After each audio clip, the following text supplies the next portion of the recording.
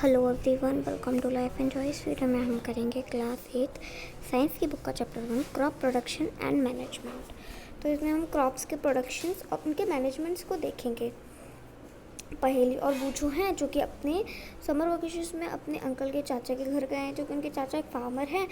तो उन्होंने एक दिन देखा उनके खेत में कि उनके खेत में खुरपी, स्केल, स्लो, प्लो ये सब पड़ा हुआ है। तो वही बूझू जानना चाहते हैं कि ये सब कहाँ और क्यों यूज़ होता है, कैसे यूज़ होता है।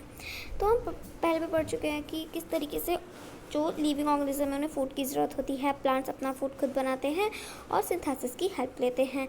एनिमल्स और ह्यूमंस अपना फूड खुद नहीं बना सकते और उनको फूड लेना पड़ता है प्लांट्स से। पर हम फूड्स क्यों लेते हैं?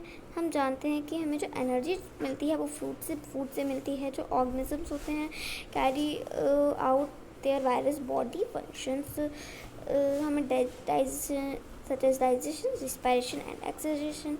ओके, तो चलिए देखते हैं कि किस तरीके से प्लांट्स की ग्रोथ होती है। तो फर्स्ट है कि इतनी एक बड़ी पॉपुलेशन को फूड पहुंचाने के लिए उसका इम्पॉर्टेंट है रेगुलर प्रोडक्शंस, उसका मैनेजमेंट और डिस्ट्रीब्यूशन। ये बहुत इंपॉर्टेंट है कि उनका किस तरीके से डिस्ट्रीब्यूशन किया जाए। अब देखते हैं एग्रीकल्चर प्रैक्टिस में है कि जो 10,000 साल पहले ना लोग रोमांटिक होते थे, घुमंतू होते थे, तो वो प्लेस टू प्लेस जाते थे फूड और शेल्टर की तलाश में। पहले उन्होंने वेजिटेबल्स वगैरह खाना स्टार्ट किया, फिर एनिमल की हंटिंग की, उसके बाद लैंड को कल्टीवेट किया, राइस, व्हीट वगैरह उगाए और फिर फूड की क्रॉपिंग स्टार्ट ही हो गई तब से। और तब से बॉर्न हुआ एग्रीकल्चर का। अब है कि जब एक ही तरह के सेम काइंड के प्लांट को कल्टीवेट किया जाता है एक लार्ज स्केल पे, उसको कहते हैं क्रॉप्स। जैसे कि एग्जांपल के लिए एक खेत है और वहाँ पे पूरे खेत में बहुत सारे हमने क्या उगाए, हमने वीट है ना, गेहूँ उगाए, तो उसको कहेंगे खेती कहेंगे, क्रॉप्स, फसल कहेंगे उसको। अब हम जानते हैं कि जो क्रॉप्स होते हैं वो बहुत ही सारे तीन टाइप्स के होते हैं। क्या होते हैं? अनाज में, फलों में और फ्रूट्स में, इस सब में से होते हैं। इनको क्लासिफाई किया हुआ है सीज़न के बेसिस पर। इंडिया जो है वो वेस्ट कंट्री है। क्लाइमेट कंडीशंस जैसे कि टेम्परेचर, ह्यूमिडिटी, रेनफॉल, ये सब यहाँ पे होता रहता है। तो इसीलिए हर क्रॉप्स की यहाँ पे अलग अलग वेराइटीज़ भी देखने को मिलती हैं अलग अलग पार्ट्स में कंट्री के। तो अब हम यहाँ पे देखते हैं कि कुछ दो क्रॉप्स के बारे में। एक है खारिफ क्रॉप और एक है राबी क्रॉप। खारिफ क्रॉप जो होती है वो खारिफ क्रॉप उगती है रेनी सीजन में, और इसको हम कहते हैं, जो रेनी सीजन में क्रॉप उगती हैं उनको खारिफ क्रॉप कहते हैं। रेनी सीजन इंडिया में जनरली जून से लेके सितंबर तक होता है। तो हमें याद रखना है कि जून से लेके सितंबर तक रेनी सीजन होता है जिसमें खारिफ क्रॉप्स ग्रो करती हैं। पैडी, माजी, सोयाबीन, ग्राउंडनट्स, कोकोनट्स, ये सब खारिफ क्रॉप्स के एग्जाम्पल्स हैं। अब राबी क्रॉप्स जो होती हैं, राबी क्रॉप्स विंटर सीजन में उगती हैं और विंटर सीजन अक्टूबर टू मार्च होता है।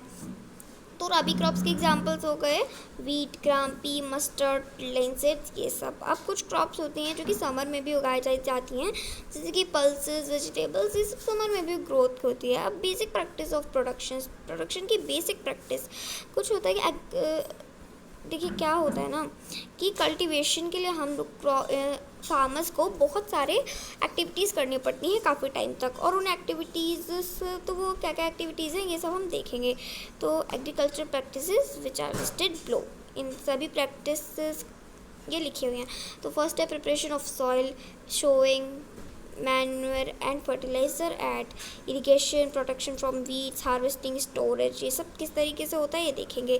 फर्स्ट है हमारा प्रिपरेशन ऑफ सॉइल की प्रिपरेशन किस तरीके से होती है।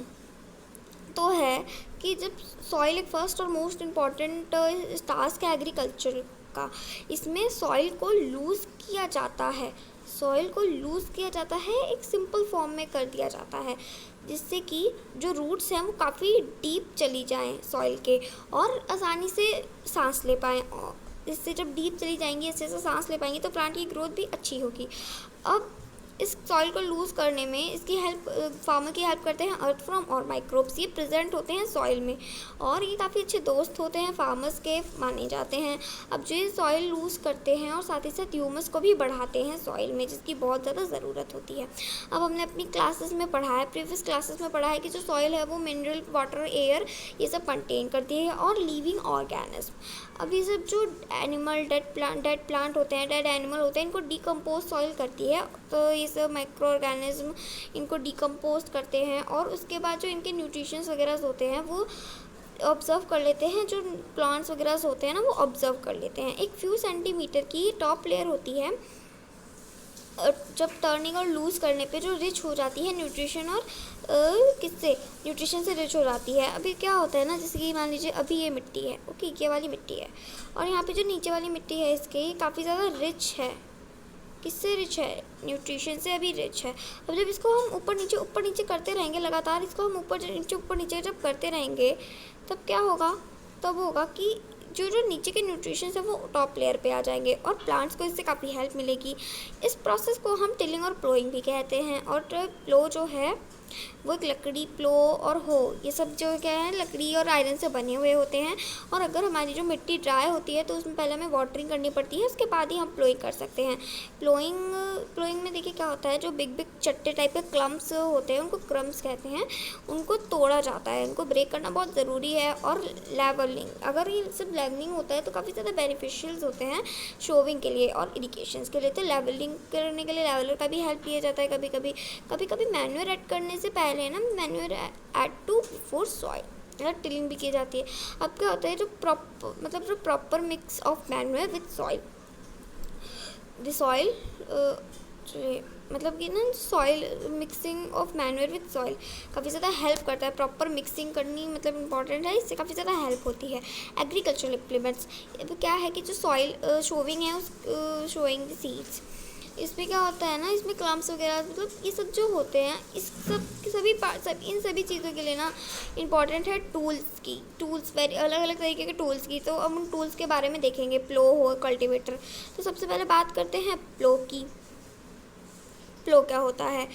प्लो काफ़ी पहले के टाइम से इससे इसको यूज़ किया जाता था।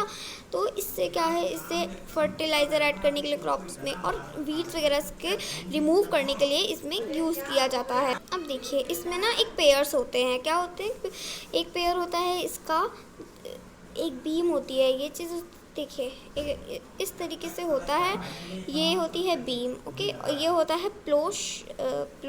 एक मिनट, हाँ देखिए यहाँ पे आप लोग समझिए, देखिए ये जो एक पेयर इनके बुल से जुड़ा होता है ना, इसको कहते हैं बीम, ओके। अब ये जो ट्रायंगुलर स्टिप होती है इसको प्लो शाफ्ट कहते हैं और ये इस लॉन्ग वुड को प्लो शाफ्ट कहते हैं। और ये इसको ऑपरेट करना भी काफ़ी ज़्यादा ईजी है और आजकल ये आयरन के भी बनते हैं। क्या होता है, भी एक सिंपल टूल होता है, इसे भी सीड्स वगैरह, वीट वगैरह रिमूव करने के लिए किया जाता है। और ये भी एक लॉन्ग रूड होता है, इसमें एक बोर्ड होती है, जैसे बेंट प्लेट होती है और ये फिक्स वगैरह करती है, मतलब ये इस तरीके से होता है। इसको भी एनिमल्स के द्वारा पुल किया जाता है। कल्टीवेटर से ट्रैक्टर लेबर्स वगैरह का काफ़ी टाइम बचता है और इसे करना भी काफ़ी ज़्यादा ईजी है। ये कल्टीवेटर ये होता है और ट्रैक्टर से इसको किया जाता है।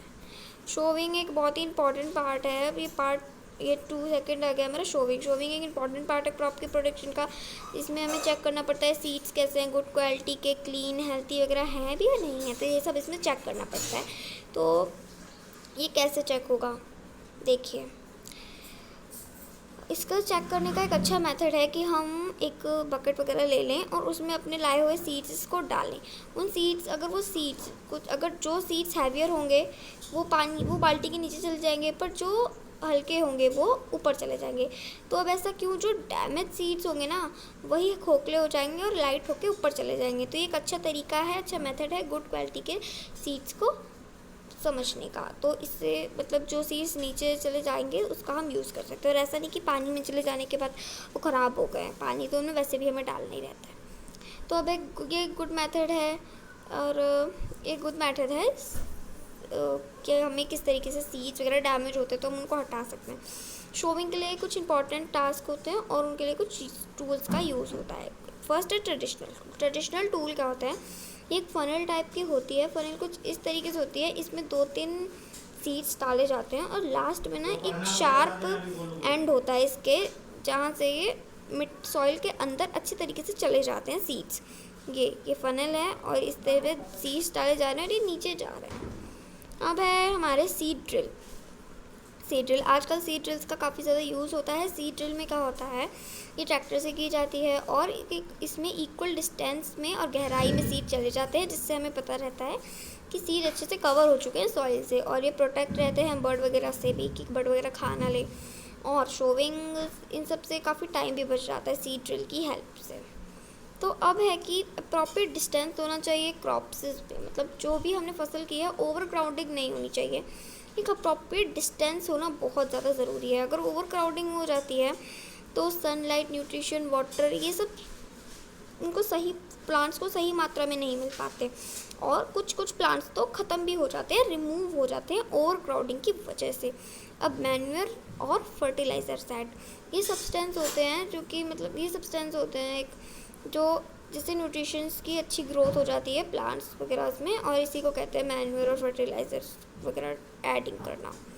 तो अब है सॉइल कि अगर हम मिनरल्स जो होते, देखिए soil supplies mineral nutrition too, जो सॉइल है वो सप्लाई करती है मिनरल न्यूट्रिशंस प्लांट्स में, और जो न्यूट्रिशंस हैं वो इनकी एसेंशियल ग्रोथ के लिए काफ़ी ज़्यादा इंपॉर्टेंट है। कुछ सर्टेन एरिया में क्या होता है कि फार्मर ना एक क्रॉप को ग्रो करने के बाद सेकंड क्रॉप तुरंत ही ग्रो कर देते हैं। उससे क्या होता है वो मतलब फील्ड को कभी अनकल्टिवेटेड छोड़ते ही नहीं, और इससे जो है फील्ड में न्यूट्रिशन की कमी हो जाती है।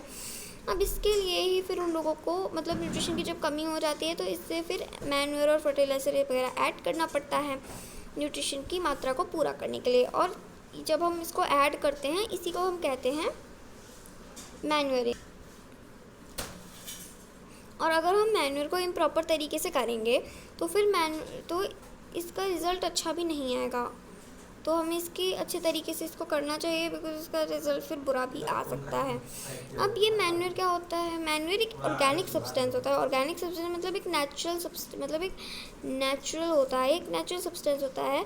और जो डिकम्पोजिशंस होते हैं ना प्लांट्स वगैरह, एनिमल वगैरह के वेस्ट के जो फार्मर्स डंप वगैरह करते हैं, मतलब जो वेस्ट वगैरह होते हैं ना, जो ऑर्गेनिक वेस्ट होते हैं, उन सब से मिलके एक ऑर्गेनिक सब्सटेंस बनाया जाता है। मतलब उसके डिकम्पोजिशन से इसको बनाया जाता है, जो कि बिल्कुल, और इससे बिल्कुल ऑर्गेनिक एक नेचुरल मैन्योर बन जाता है। ये क्या बनता है, एक नेचुरल मैन्योर बनता है। अब यहाँ पे एक एक्टिविटी है, एक्टिविटी को देख लेते हैं एक बार।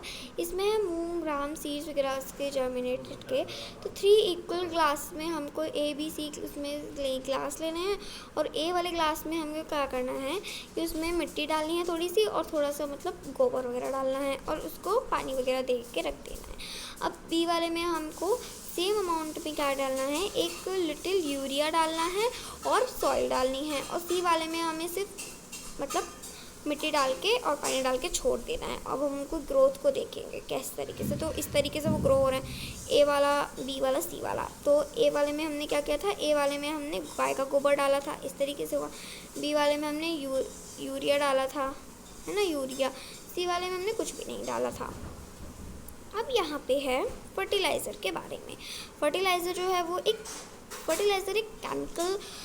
केमिकल है जो कि पर्टिकुलर न्यूट्रिशंस प्रोडक्ट करता है, रिच होता है पर्टिकुलर न्यूट्रिशंस के लिए। अभी ये मैन्योर से अलग होता है, ये फैक्ट्रीज में प्रोड्यूस किया जाता है, जैसे कि यूरिया, है ना, ammonium sulphate, super phosphate, potash, NPK, many, nitrogen, phosphorus, potassiums, ये सब इससे एग्जांपल्स हैं। अब इस फर्टिलाइजर्स का यूज़ हम फार्मर्स कब तब करते हैं जब उनको क्रॉप्स में मतलब ज़्यादातर वीट, पैडी, माजी के लिए इसका यूज़ करते हैं। बट अगर फर्टिलाइजर्स जो हैं वो उनको ज़्यादा मिला देंगे तो वो फर्टाइल को लेस कर देगा सॉइल से, तो इसको अच्छे तरीके से हमको मतलब रखना जो पड़ेगा, इसकी एडिशन को किस तरीके से करना है, किस तरह से नहीं, वो भी देखना पड़ेगा। साथ ही साथ ये वाटर पोल्यूशन का एक बड़ा सोर्स बन चुका है, तो इसलिए उससे भी हमको उसे बचाना पड़ेगा। तो इसके अच्छा है ना कि हम मतलब एक ऑर्गेनिक मैन्यूअर ऐड करें। इससे क्या होगा, एक अच्छे तरीके से हमारी सॉइल को ग्रो, मतलब जो हमारी सॉइल है वो काफ़ी अच्छी रहेगी। ऑर्गेनिक मैन्योर से काफ़ी अच्छी रहेगी। इससे किसी चीज़ की सॉइल में कमी भी नहीं आएगी। जो मैन्योर है वो इम्प्रूव करेगी सॉइल के टेक्सचर को, उसमें वाटर रिटेनिंग को, कैपेसिटी को और रिप्लेशिंग को। अब एक सेकंड मेथड भी है सॉइल को मतलब सॉइल को अच्छे तरीके से अच्छा करने का, सॉइल मिट्टी को अच्छा बनाने का, जिससे कि हमारे क्रॉप्स अच्छे हों। क्रॉप्स के रोटेशन का सॉरी मतलब सॉइल के रोटेशन का मतलब जैसे कि हम अलग डिफरेंट क्रॉप्स को ग्रो करें। जैसे कि नॉर्थ इंडिया में ना क्या होता है ज़्यादातर कि लीगम्स क्रॉप्स ग्रो की जाती हैं, मतलब जैसे दालें वगैरह ज़्यादा ग्रो की जाती हैं एक सीज़न में, और उसके नेक्स्ट सीज़न में वीट वगैरह ग्रो किया जाता है। तो इससे क्या होता है, सॉइल में मतलब सॉइल की रिप्लेनिशमेंट जो है वो अच्छी रहती है। इस सॉइल में जो है मतलब नाइट्रोजन के साथ अच्छी खासी रहती है, उसमें न्यूट्रिशन वगैरह की ज़्यादा कमी नहीं रहती। और अगर हम उसमें नॉर्मली खाद भी डालेंगे तो भी वो अच्छी रहेंगी। तो अपने प्रीवियस क्लासेस में हमने राइजोबियम बैक्टीरिया के बारे में पढ़ा था कि जो किस तरीके से होता है, और उसमें मतलब जो लीग्यूमिनम प्लांट्स होते हैं उनमें उनकी रूट्स में ये पाया जाता है।